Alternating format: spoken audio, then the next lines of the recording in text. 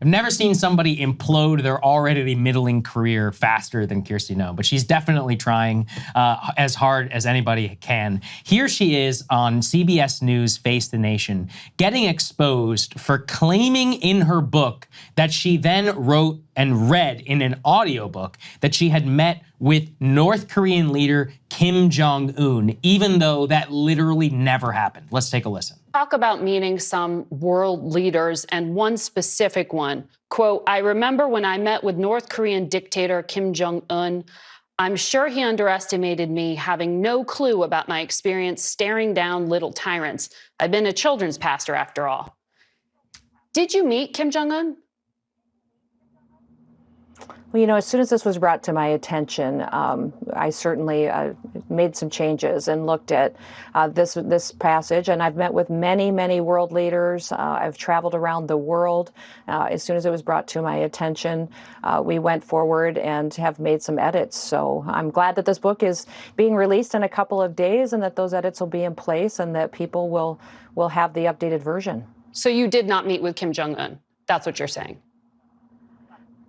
You know, I've met with many, many world leaders. I've traveled around the world. I think I've talked extensively in this book about my time serving in Congress, my time as governor, before governor, some of the travels that I've had. I'm not going to talk about my specific meetings with world leaders. I'm just not going to do that. As soon as it was brought to my attention when I read the audiobook, she read the audiobook. So, bitch, you didn't read it. You obviously didn't read or write your own book.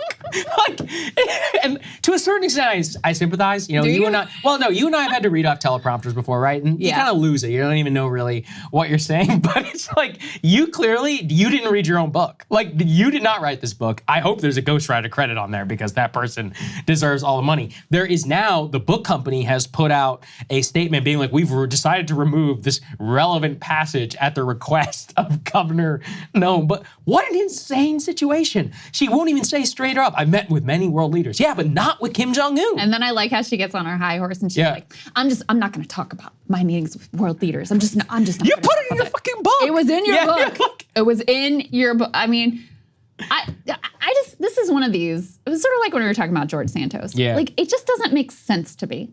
What did you think you were really going to gain from lying about this? Because if it had been true, no one would have even noticed this passage in the book. By the way, no one would have even noticed this book even existed if you hadn't bragged about murdering a puppy and a goat, okay? I'll get to that. So, so that's step number one. But, like, that's what makes it feel pathological, is when you lie about something where there's really no reason to lie about it. There's nothing to be gained from lying about it. And then on top of that, it's very easy to find out that you are lying about it. So what are we doing here? And so there's, I guess, a few possibilities. She lied to the ghostwriter. The ghostwriter puts it in. The ghostwriter misunderstood something and gets put in. It's got to be something. But to your point, if you read the audiobook and you knew this was in here, you can't just make up a meeting with Kim Jong-un that didn't happen. You have to put on the brakes. Say, this happened. We got a crisis. We got to change this. I don't know why they thought this happened. It didn't happen.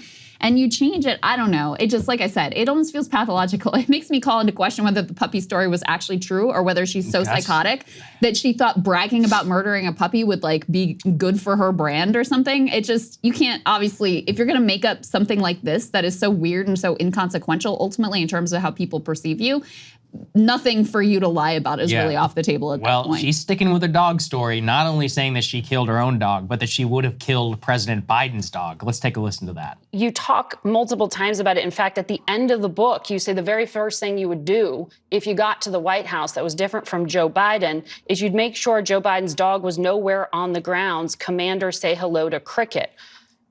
Are you doing this to try to look tough? Do you still think that you have a shot at being a VP?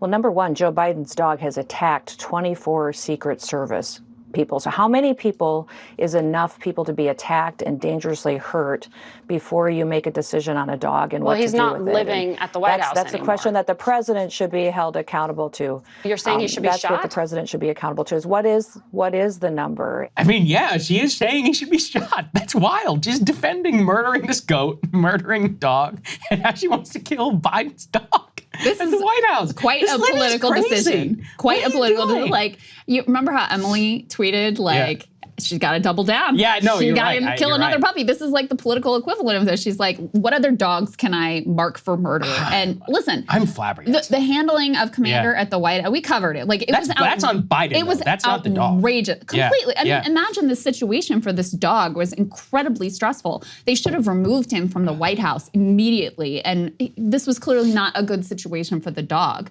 Okay? Biden has all the resources in the world to put the dog in a better situation that's going to be better for the dog and make sure also, yes, that the people around the dog are now safe and not in danger.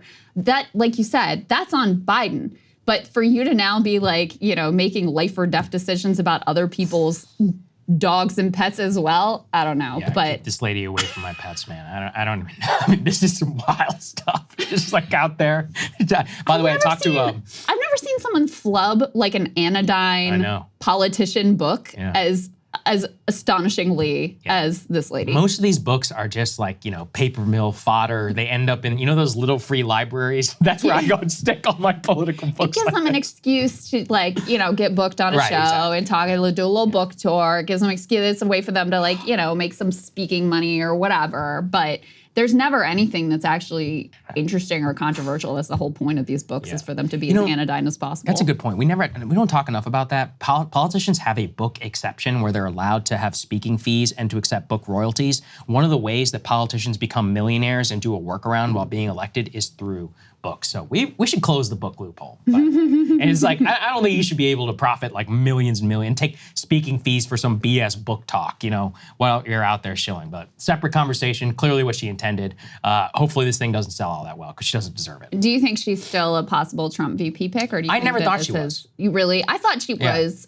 I did think she was. But to me, probably the bigger problem for her was the thing that was reported previously about how he's looking at any governor from a state that has like a heartbeat bill or like really extreme abortion it's a laws. It's good like, point. I don't want that person on my ticket.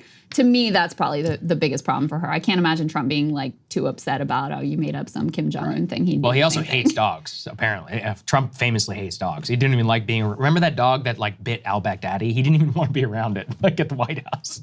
They had to convince him to bring the... Really? Yeah, no, they had to convince them to bring the dog that bit Baghdadi to the White House. I mean, he was like very far away from it. Famously does not like dogs. So I there guess was some that's probably not a speculation problem that for him maybe she either. was trying to brag about killing a dog to endear herself to Trump. Think about how he always talks to me. He's like a dog, get this guy out of here. That's like a dog. true. That's true. He does say that a lot. Proof is in the rhetoric. Hey guys, if you like that video, go to breakingpoints.com, become a premium subscriber, and help us build the best independent media organization on the planet. That's right. We're subscriber funded. We're building something new. We want to replace these failing mainstream media organizations. So again, to subscribe, it's breakingpoints.com.